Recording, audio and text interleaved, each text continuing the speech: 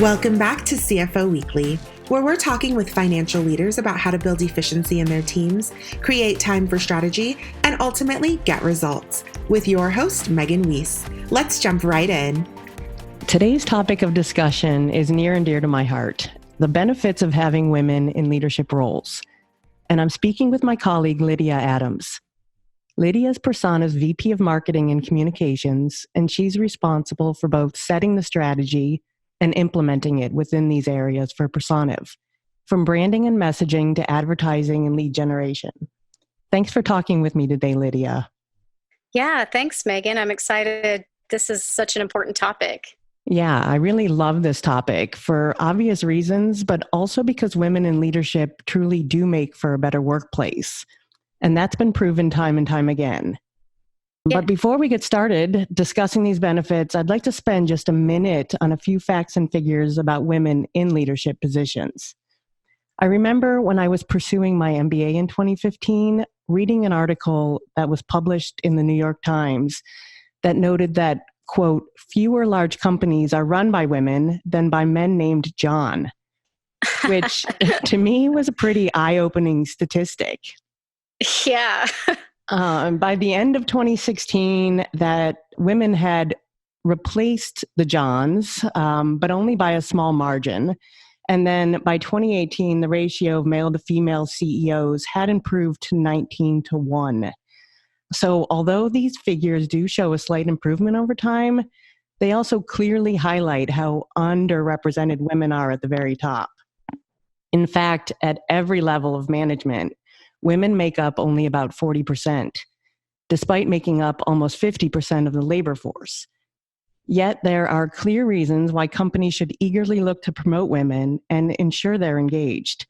These benefits of women in leadership are the points that Lydia and I will be discussing today. So Lydia, let's get started. The first benefit I see when I think of women in leadership roles is that the more diverse a group, the better the problem-solving abilities within that group. Yeah, absolutely. Yeah, something that I found from the University of Arizona actually was that they saw, and they called it the innovation intensity. And so for the companies that had more women in leadership positions, there were actually 20% more patents that were put out versus other companies. And yeah, the problem solving, the creativity, and the diversity of different minds and different people, for sure, I think that's one of the biggest benefits. And I think it's often overlooked as a benefit. And yeah, one thing I also read is that women are better at reading other social cues, and they're more likely to make room for and consider interjections of varying opinions. So these type of fluid exchanges often lead to more productive outcomes in social settings. Absolutely. When I think about a group of people and, especially coming from marketing, a lot of what we do is brainstorming and getting ideas and, really harnessing that creativity of a group. And once, that process begins, it's amazing to see how it builds. And I think when women are left out of that conversation and left out of that group, you're really not getting the amount of creativity and ideas that could come from a more diverse group of people. I think that's clearly, the biggest benefit of having women involved in leadership roles. Another one that I think of when I think of putting women, in executive positions is that women leaders are more collaborative at sometimes than men. Yeah, I've definitely seen that just anecdotally, that they're able to take a lot of those different pieces and bring them together. And, it's not something that only women can do, but it seems like it's very streamlined when women are in that capacity. Yeah. And one example that comes to mind when I think of this is women in the government. I remember reading something about how women senators were more successful at passing bills than men.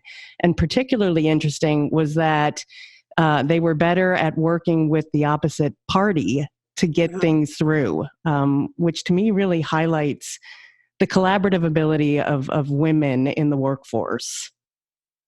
Yeah, and I'm not sure if this is scientifically legitimate, but I feel that a lot of women, as they're growing up, are taught to be sort of the peacemakers and, the in between cement that brings people together. Yeah. And it's one of those things that, although it's socialized in us, it's something that we can actually use and use it in the workforce as a collaborator and bringing in a lot of ideas and again, just kind of streamlining that. And I think that that's really cool. And your government example is an excellent one because there's actually data to show the benefit of having that role in a higher level position.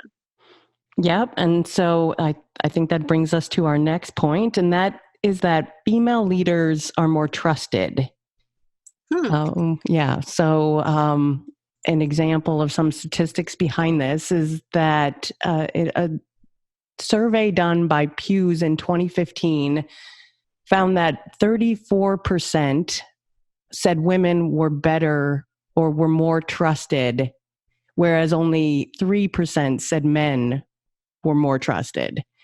64% said that there was no difference, but I do find it interesting that 34% of people surveyed thought women were more trustworthy than men. Yeah, that's huge. And especially, in today's business world, trust is like key to getting new customers, retaining customers.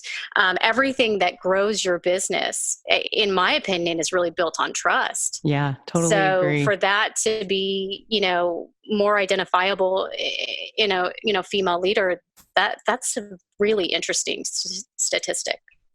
Yeah, agree. Okay, so the next point that I have is that obviously women excel in sort of the soft skills needed for business leadership. Things like emotional self-awareness, empathy, their ability to manage conflict, and adaptability.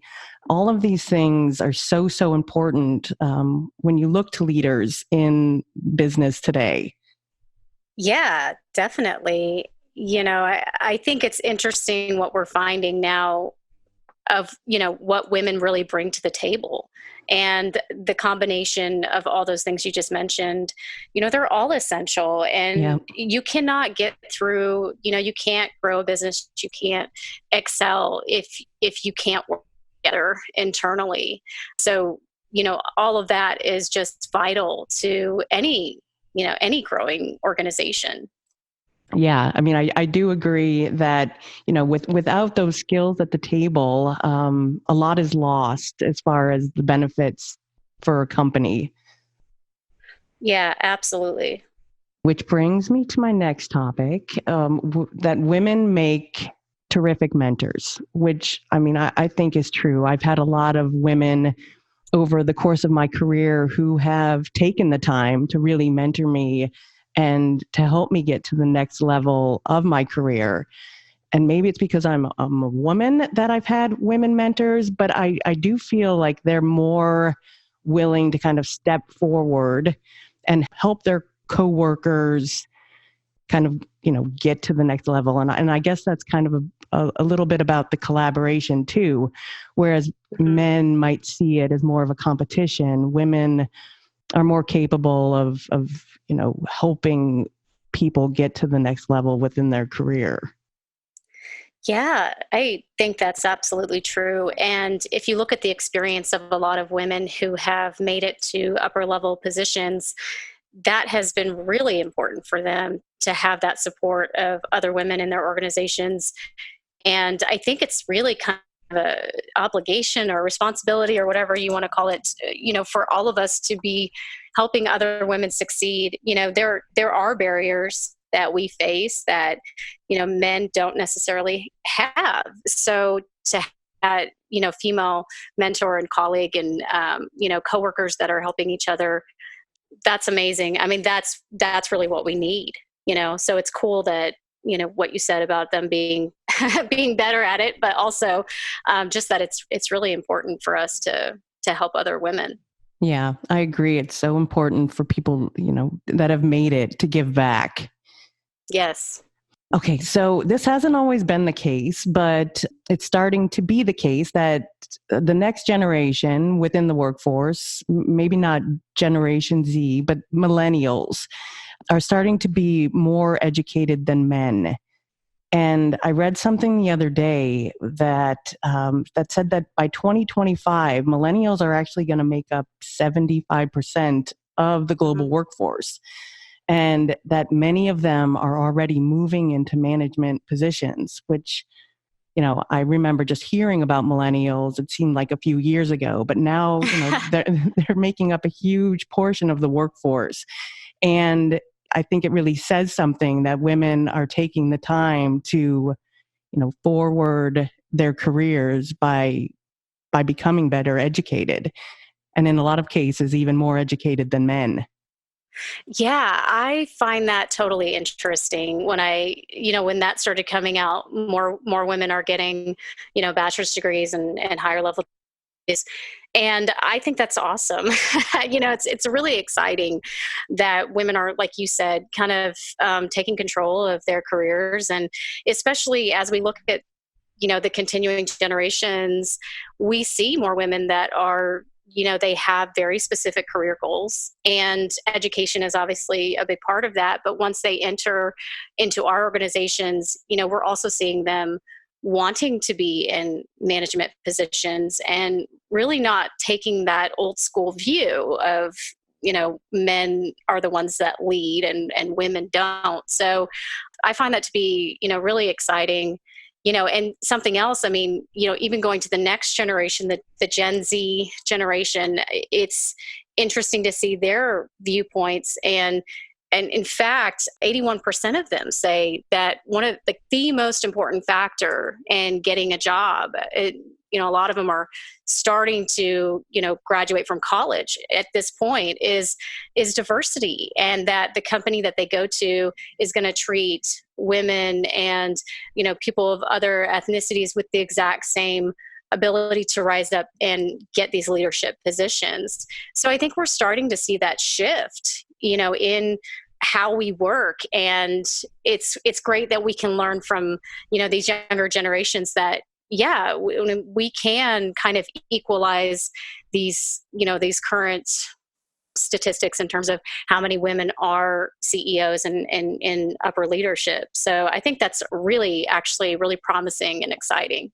Yeah, I love to see that it's so important to younger generations.